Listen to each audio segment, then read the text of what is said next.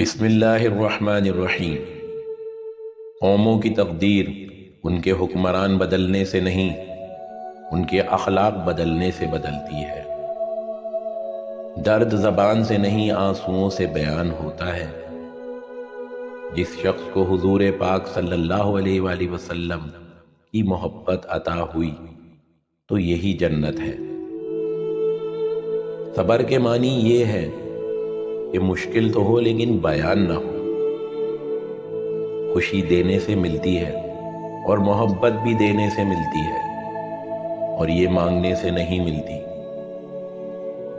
مرنے سے پہلے مرنے کا راز ایسا ہے کہ جس نے سمجھ لیا وہ مر گیا، اور جس نے نہ سمجھا وہ مارا گیا۔ توبہ جب منظور ہو جاتی ہے تو یاد گناہ بھی ختم ہو جاتا ہے۔ ایک عقل مند سے کسی نے سوال کیا، ذہین لوگ کون ہوتے ہیں؟ اس نے جواب دیا کہ جو معمولی باتوں پر بھی خصوصی توجہ دیتے ہیں۔ کردار کی مضبوطی کے لیے دو چیزیں ضروری ہیں: نفس پر قابو پانا، قوت ارادی۔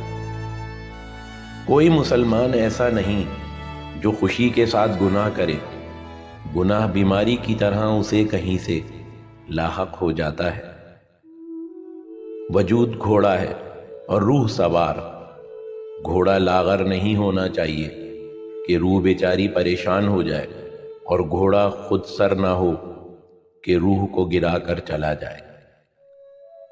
مذہب ماضی کی آسانی کی طرف لے جاتا ہے اور سائنس مستقبل کی پیچیدگیوں کی طرف۔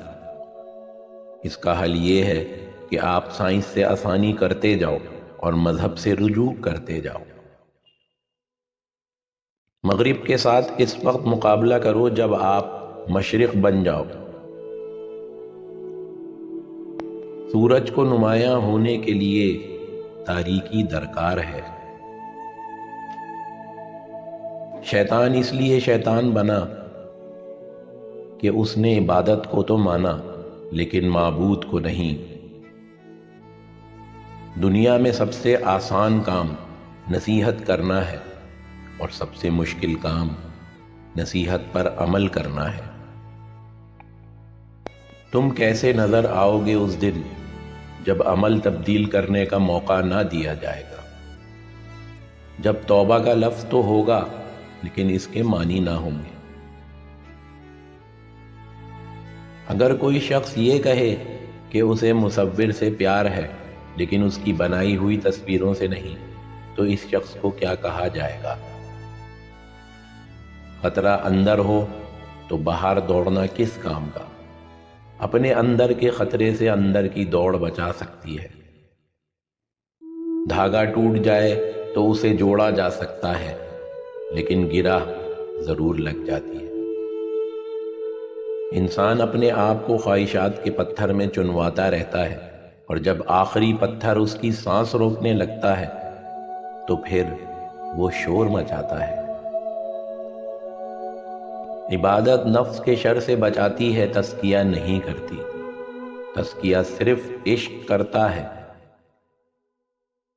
وہ جنت جس میں اپنے علاوہ کوئی نہ ہو دوزخ سے بدتر ہے۔ آج کا انسان صرف مکان میں رہتا ہے، اس کا گھر ختم ہو گیا ہے۔